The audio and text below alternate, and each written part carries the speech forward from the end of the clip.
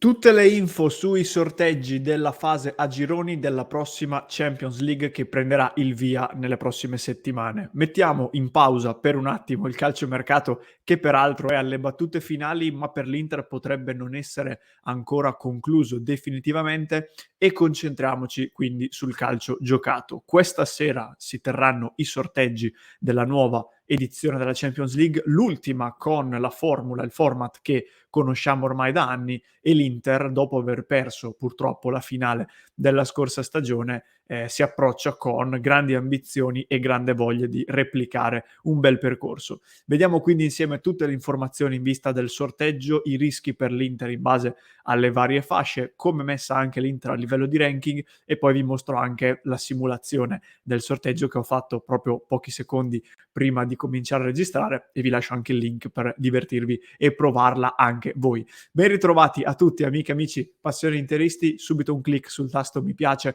e sul tasto iscriviti e cominciamo dalle informazioni generali. Quindi a che ora si svolgono i sorteggi, dove si possono vedere, e ovviamente ci sarà la diretta di Passione Inter, ma vi dico tutto. Allora, intanto i sorteggi cominceranno a partire dalle ore 18 da Monte Carlo, con le trasmissioni che verosimilmente inizieranno qualche minuto prima. Saranno visibili su Sky Sport 24 e sul canale 20 del digitale terrestre, quindi in chiaro. In streaming invece sarà possibile vederli anche su Amazon Prime Video, Sky Go, Now TV, Mediaset Infinity e sul sito ufficiale della UEFA.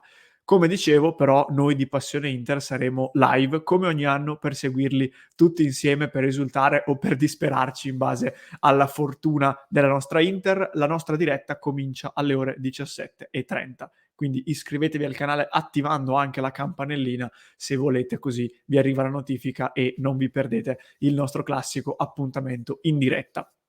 Come vi dicevo, l'edizione che comincia nelle prossime settimane sarà l'ultima con il formato classico, coi gironi, le fasce, eccetera, perché dall'anno prossimo si cambia tutto, si cambia formato, e peraltro ne avevamo già parlato in uno scorso contenuto. Ve lo lascio magari nei link e nelle schede, così potete andare ad approfondire come sarà la prossima, non quella che inizia ora, ma quella dell'anno prossimo, edizione della Champions League. Quest'anno ci saranno ancora, come dicevo, però i gironi, le fasce, le varie limitazioni territoriali che quindi impediscono alle squadre dello stesso campionato di incontrarsi nella fase a gironi, e le 4 fasce che si sono composte in questa edizione ve le mostro per chi ci segue da YouTube a schermo, per chi invece ci sta ascoltando in podcast ve le leggo.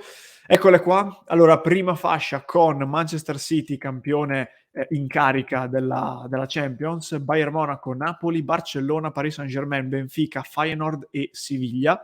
Seconda fascia con la nostra Inter, che l'anno scorso era in terza fascia e quest'anno, in virtù anche del buon cammino della passata edizione, è scalata in seconda. Real Madrid, Arsenal, Manchester United, Borussia Dortmund, Atletico Madrid, Porto e Lipsia.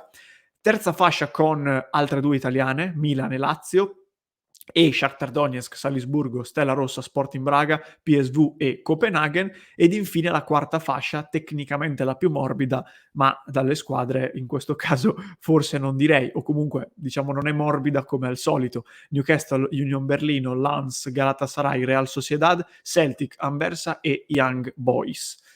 Queste sono le 4 fasce che si sono completate appunto dopo le ultime gare dei preliminari giocate ieri. Un giudizio molto generale, molto veloce. Diciamo che in questa edizione mi sembra che le fasce siano un po' più livellate del solito. Se andiamo a vedere per esempio la prima, chiaramente ci sono tante big, però ci sono anche club come il Benfica, il Feyenoord e il Siviglia, che con tutto il rispetto sono decisamente abbordabili per le squadre che fanno parte delle altre fasce. Mentre invece in seconda troviamo una cosa che in realtà vediamo da qualche anno, tante big. Il Real Madrid addirittura è un caso molto particolare, ma la stessa Inter, il Manchester, l'Arsenal, eccetera. E momentaneamente, diciamo, mettendo da parte la terza fascia, guardando in quarta, negli anni scorsi abbiamo visto club come lo Sheriff Tiraspol, il Viktoria Pilsen, per citare quelle che l'Inter ha pescato.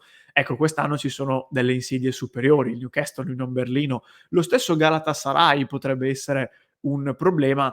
invece magari Celtic, Anversa e Young Boys sono un po' più morbide. Però diciamo che in questa quarta fascia ci sono molte meno squadre, tra virgolette, "materasso", come invece abbiamo visto in altre passate edizioni. Quindi diciamo che sulla carta per l'Inter partire in seconda fascia ti consente probabilmente di evitare un girone di super ferro come era quello della scorsa stagione con il Barcellona e il Bayern Monaco, però ecco, fasce più livellate ti possono portare ad avere più insidie all'interno del percorso e non avere quella squadra di quarta fascia che almeno sulla carta poteva garantirti potenzialmente 6 punti abbastanza facili, cosa che in effetti negli anni scorsi contro lo Sheriff e contro il Victoria era avvenuta per la nostra Inter. Quindi servirà fortuna, come sempre di fatto, però quest'anno c'è secondo me qualche piccola insidia in più.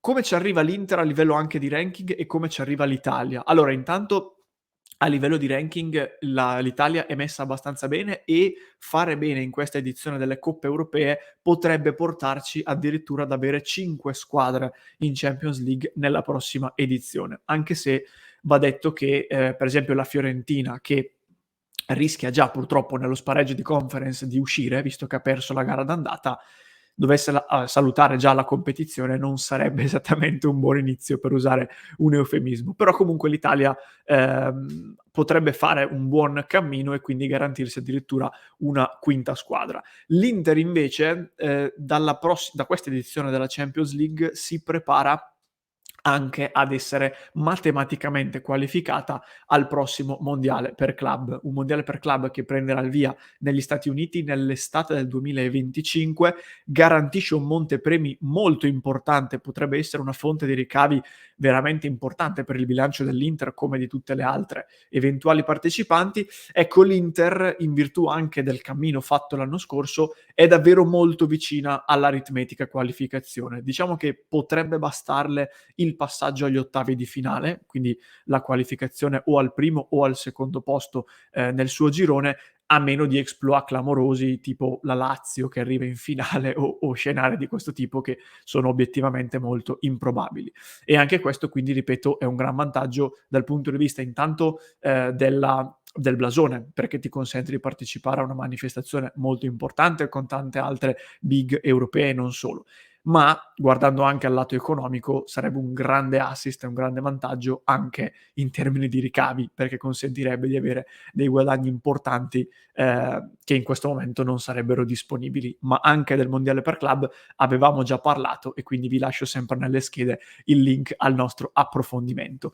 Chiudo con la simulazione del sorteggio che ho fatto, ripeto, pochi secondi fa e che vi mostro a schermo. Ed eccola qua. Questa è la simulazione che ho fatto prima di entrare in diretta. La leggo per chi ci sta seguendo in podcast. L'Inter è stata sorteggiata nella mia simulazione nel gruppo B con il Barcellona, lo Shakhtar Donetsk e l'Anversa. Poteva andare decisamente peggio, secondo me. Lo Shakhtar è un po' una mina vagante, però è a tutti gli effetti alla portata dell'Inter. Il Barcellona sarebbe l'ennesimo, con il Barcellona sarebbe l'ennesimo incrocio, visto che negli ultimi anni l'abbiamo trovato praticamente sempre. Per le altre italiane vedo la Lazio nel girone con Siviglia, Lipsia e Newcastle, un girone piuttosto livellato, potenzialmente possono arrivare prime tutte e quattro forse. Poi il Napoli è nel gruppo con l'Arsenal, il Copenaghen e l'Union Berlino di Robin Gosens. Il Milan probabilmente avrebbe il gruppo più tosto, il gruppo H, con Paris Saint-Germain, Manchester United, Milan appunto e il Celtic. Questa è la mia simulazione, vi lascio chiaramente in descrizione il link per il simulatore, se volete provarla anche voi, volete divertirvi, poi vi aspettiamo anche nel gruppo Telegram di Passione Inter con le vostre simulazioni, i vostri screenshot e vediamo com'è andata anche a voi. Vi aspettiamo poi anche nel club però di Passione Inter, www.passioneinter.club, per vivere questa stagione al nostro fianco sempre più all'interno del progetto Passione Inter. Questo era tutto, vi ricordo ancora quindi un click sul tasto mi piace e sul tasto iscriviti, mi raccomando la diretta, ore 17:30, prontissimi sul nostro canale.